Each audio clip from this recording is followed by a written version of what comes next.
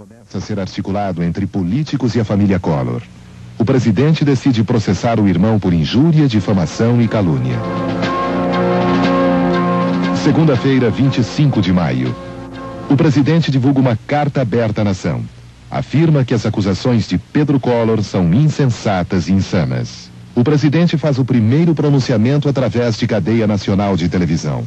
Apresenta-se sem paletó, para passar a ideia de que fala não como chefe de Estado, mas como um irmão atingido por um problema familiar.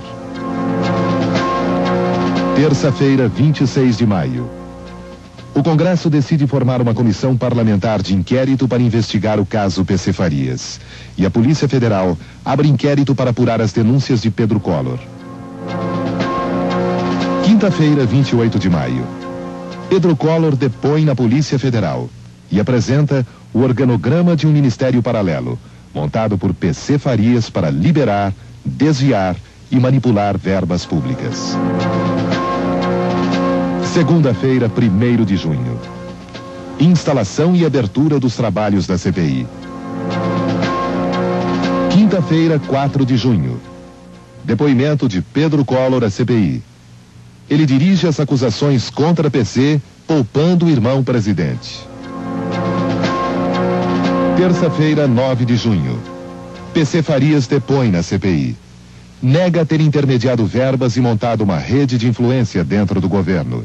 Admite ter interferido junto à Petrobras para obter um empréstimo para a VASP e confessa que o relatório dos gastos de campanha apresentados ao Tribunal Superior Eleitoral não corresponde à realidade, porque a legislação é hipócrita. Quarta-feira, 10 de junho. É a vez do ex-secretário particular da presidência, Cláudio Vieira, enfrentar a CPI. Surpreende a todos ao afirmar que foi ele, não PC, o tesoureiro da campanha de Collor. Justifica seu elevado padrão de vida, alegando ser um advogado caro. Só que Cláudio Vieira há muito não exercia a profissão. Domingo, 21 de junho. Segundo pronunciamento de Collor pela televisão. Ele rebate todas as denúncias e pede ao povo que não o abandone nesta hora difícil. Terça-feira, 23 de junho. Depoimento de Jorge Bandeira de Mello, piloto de Collor durante a campanha e sócio de PC na Brasiljet. Ele é acusado de exigir comissões para assinatura de contratos com o governo, mas nega a acusação. Quinta-feira, 25 de junho. Renan Calheiros, ex-líder do governo Collor na Câmara Federal, diz à CPI que o presidente tinha pleno conhecimento das atividades ilícitas de PC. Domingo, 28 de junho. O ex-motorista de Collor, Francisco Heriberto França, diz à revista Isto É que PC Farias paga todas as contas da casa da Dinda e do presidente. Denuncia que um carro de Collor, o Fiat Alba, foi comprado por PC. Era a chave da ligação direta entre PC e Collor. Segunda-feira, 29 de junho. O ex-presidente da Petrobras, Luiz Otávio da Mota Veiga, diz à CPI que foi pressionado por PC e pelo embaixador Marcos Coimbra para liberar um empréstimo de 40 milhões de dólares para a VASP. Terça-feira, 30 de junho. Collor volta à televisão em cadeia nacional. Durante 18 minutos, ele contesta as denúncias do ex-motorista. Diz que paga as próprias contas e que não vê PC Farias há 2 anos. Quarta-feira, 1º de julho. Comparece à CPI a bomba que tinha estourado na imprensa. O ex-motorista Francisco Heriberto França diz que as empresas de PC pagam as contas da casa da Dinda. Sexta-feira, 3 de julho. Integrantes da CPI vêm a São Paulo investigar a conta de Ana Scioli, secretária particular do presidente Collor. Terça-feira, 7 de julho. A ex-ministra da Economia, Zélia Cardoso de Mello, depõe em sua própria casa. Ela diz que recebeu o PC em seu gabinete, mas não ouviu dele nenhum pedido indigno. Segunda-feira, 13 de julho. Depoimento de Marta Vasconcelos, secretária da Brasiljet. Ela nega conhecer o motorista Heriberto França. Terça-feira, 14 de julho. Ana Scioli é a segunda secretária a depor perante a CPI. Ela presta depoimento no Instituto do Coração, em São Paulo. Ana afirma que os depósitos em sua conta para pagamento das despesas pessoais do presidente eram feitos por Cláudio Vieira e que nada saiu da conta sem que o presidente soubesse. Quinta-feira, 16 de julho. A secretária de PC, Rosinete Melanias, admite que fez depósitos na conta de Ana Scioli. Terça-feira, 21 de julho. A CPI descobre cheques nominais de PC em favor de Rosane Collor, Cláudio Vieira e Cláudio Humberto, ex-porta-voz do governo, e revela que a secretária Rosinete é responsável pela assinatura de vários fantasmas. Segunda-feira, 27 de julho. Segundo o depoimento de Cláudio Vieira à CPI, ele revela a Operação Uruguai, um empréstimo de 5 milhões de dólares junto a um banco uruguaio. O dinheiro teria sido utilizado na campanha de Collor e para as despesas pessoais do presidente. Quinta-feira, 30 de julho. Cláudio Vieira volta a depor à CPI para explicar detalhes da Operação Uruguai. Sexta-feira, 31 de julho. A secretária Sandra Fernandes de Oliveira, da ASD, empresa de Alcides Diniz, denuncia que a Operação Uruguai é uma farsa, montada na própria ASD. Sábado, 1º de agosto. A CPI descobre que Ana Scioli e Dário César Cavalcante, assessores particulares de Collor, recebiam dinheiro do fantasma José Carlos Bonfim. A comissão consegue provas de que a conta de Bonfim era administrada pela EPC, empresa de Paulo César Farias. Sexta-feira, 7 de agosto. O empresário Antônio Hermílio de Moraes diz na CPI que PC vendia influência e que pagou 238 mil dólares à EPC por um serviço de consultoria nunca prestado. A subcomissão de bancos da CPI descobre que a Rede OM de TV foi comprada pelo fantasma Manuel Dantas Araújo. Segunda-feira, 10 de agosto. A CPI confirma que todos os depósitos na conta de Ana Scioli, no Banco Rural, foram feitos por fantasmas. Quarta-feira, 12 de agosto. A CPI descobre depósitos do esquema de PC de mais de 500 mil dólares para Rosane Collor. Quinta-feira, 13 de agosto. Falando aos taxistas em Brasília, o presidente Collor se entusiasma e convoca o povo brasileiro a se vestir de verde e amarelo em apoio à permanência dele no poder. Domingo, 16 de agosto. O Domingo Verde e Amarelo, convocado por Collor, se transforma no Domingo Negro. Em todo o país, manifestações com pessoas vestidas de preto mostram a rejeição do povo à convocação do presidente. Sexta-feira, 21 de agosto. A CPI descobre que pelo menos 2 contas bancárias escaparam do confisco dos cruzados em março de 1990. A do próprio PC Farias e a de Ana Scioli. Ela afirma que sacou o dinheiro na véspera do confisco para pagar as despesas da festa da posse. Terça-feira, 25 de agosto. O senador Amir Lando, relator da CPI, leu o relatório final dos trabalhos da comissão. Quarta-feira, 26 de agosto. Os 22 deputados e senadores que compõem a CPI aprovam o relatório de Amir Lando por 16 votos a 5. Domingo, 30 de agosto. Collor vai pela 4ª vez na televisão tentar se defender das acusações e reverter o processo. Terça-feira, 1º de setembro. Uma comissão liderada pelo presidente da Ordem dos Advogados do Brasil, Marcelo Laveneri, e pelo presidente da Associação Brasileira de Imprensa, Barbosa Lima Sobrinho, entrega ao Congresso o pedido de impeachment do presidente Collor. O pedido se baseia nas investigações da CPI. Terça-feira, 8 de setembro. O presidente da Câmara Federal, deputado Ibsen Pinheiro, divulga as regras do processo de votação do pedido de impeachment. O quórum é de 2/3 e a votação aberta. Quinta-feira, 10 de setembro. O Supremo Tribunal Federal amplia o prazo para o presidente Collor se defender contra o pedido de impeachment. Quarta-feira, 23 de setembro. Em decisão histórica, o Supremo Tribunal Federal define as regras de votação do pedido de impeachment na Câmara. O voto será aberto. Quinta-feira, 24 de setembro. A Comissão Especial da Câmara dos Deputados, que analisa o pedido de impeachment do presidente, aprova o parecer do relator Nelson Jobim por 32 votos contra 1 e 1 abstenção. Ok, nós estamos aqui no Palácio do Planalto, onde há poucos instantes o presidente Fernando Collor, foi divulgada através da assessoria de imprensa uma carta do presidente Fernando Collor endereçada ao povo brasileiro. Eu vou ler a carta. A carta diz o seguinte: ao transmitir o exercício da presidência da República ao senhor vice-presidente Itamar Franco, atendendo à decisão soberana, desejo registrar o meu mais profundo agradecimento à nação, aos meus colaboradores diretos e indiretos, às classes trabalhadoras e produtoras e a todos os setores políticos, até mesmo aos que se instalaram na oposição, pela constante presença no processo de desenvolvimento do Brasil. A todos devo afiançar que em nenhum momento deslustrei a dignidade das minhas funções, nem abandonei a missão de transformar o nosso país em exemplo de modernidade e compromisso social.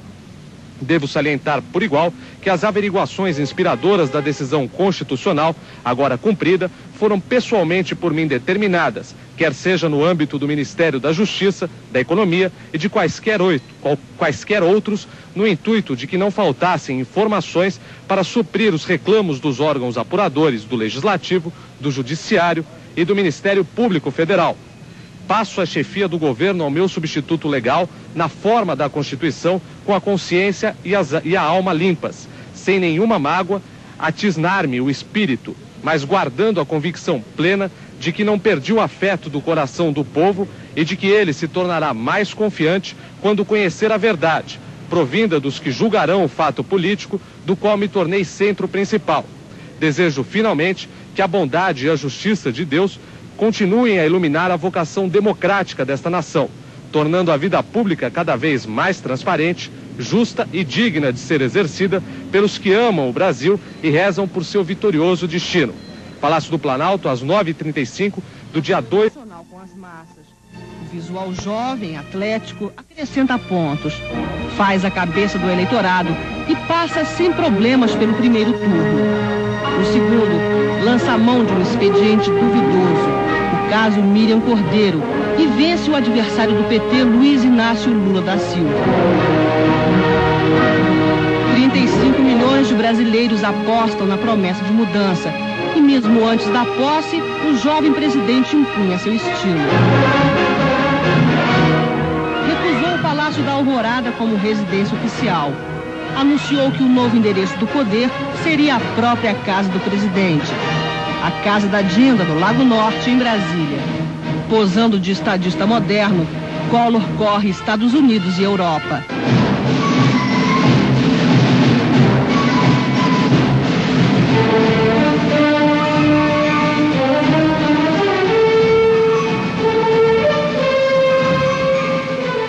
Março de 90. Rito e pompa não vistos desde JK. Vitorioso, ele sobe a rampa do Planalto. Altivo, marcial, ostenta a faixa verde e amarela. Veste a fantasia do poder. Empolga empresários com o anunciado liberalismo e descamisados com a perspectiva de justiça social. Nós haveremos sim, minha gente, de reconstruir o nosso país para recuperarmos a confiança no seu verdadeiro destino. De cara mostra a pouca disposição para o diálogo político. 5 medidas provisórias e 4 decretos. Ministérios são reduzidos, órgãos públicos liquidados. Carros, mansões e apartamentos funcionais postos à venda. Funcionários públicos colocados em disponibilidade. O tiro para liquidar a inflação ressoa no dia seguinte à posse. A nação é pega de surpresa com o maior confisco de ativos da história. O Brasil perplexo. O presidente impassível garante o sucesso do plano arquitetado pela equipe econômica. Os hóspedes da academia de tênis. Ao mesmo tempo, anuncia a Operação Pega Ladrão. Nós precisamos recuperar a confiança do cidadão nas suas instituições e nas suas autoridades. O figurino da corte troca o jaquetão pelas gravatas Hermès, abotoaduras de ouro e gel nos cabelos para um ar mais comportado. A República de Alagoas se instala no Planalto. O presidente anda de helicóptero e ameaça punir os maus empresários. assume as trapalhadas jurídicas dos auxiliares e promete vida longa a todos. Todos eles permanecem dentro da estrutura administrativa até o último dia do meu governo. O primeiro ano de governo é marcado pelo marketing pessoal do presidente. Aqui, Collor rompeu a barreira do som, mergulhou de submarino, vestiu-se de Rambo, foi à Amazônia e Antártida. Aos domingos, o Cooper.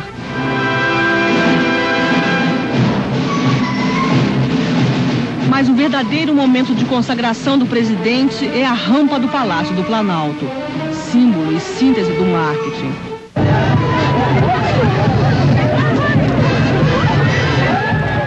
Em outros palcos, o artista versátil cria a filosofia de camiseta para responder ataques adversários ou mandar recados à nação.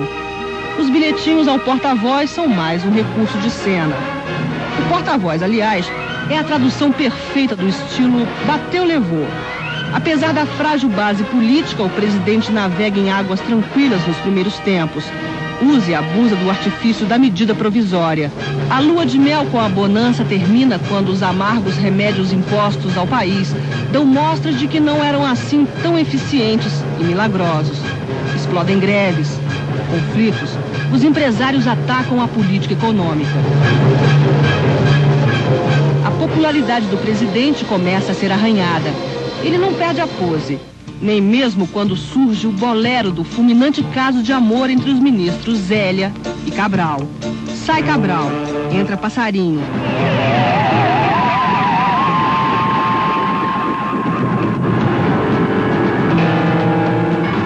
Em 91 começa com o país mais pobre. A inflação não cede, os juros alucinam.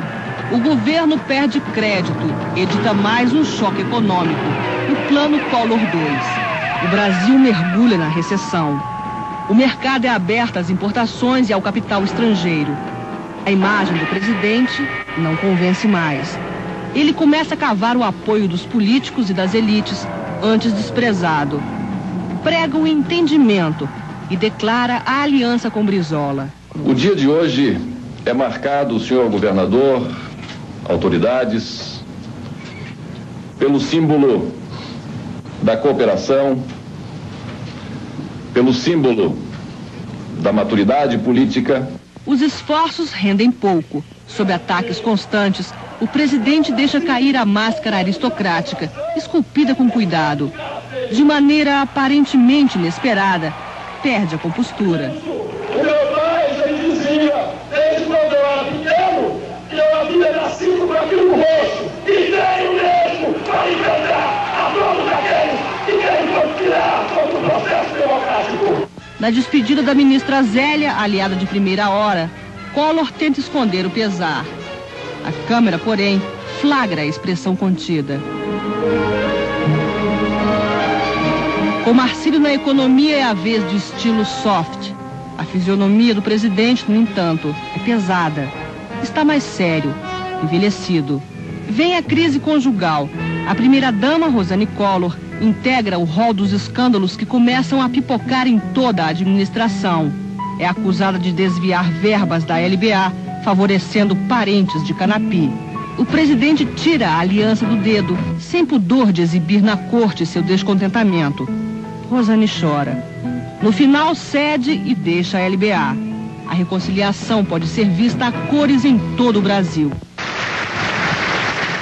O programa de privatizações anda a passos lentos.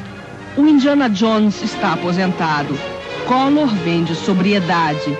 A rampa há muito perdeu o impacto. Em meio à plateia, um bancário xinga o presidente. Ele faz de conta que não vê. Fecha os olhos também para os aposentados que reivindicam os 147%. A corrupção cerca o governo. Explode o caso Alceni. A cólera está no país. O presidente abatido foge da realidade. Entra 92 declarando: este é o ano. Um ano fatídico.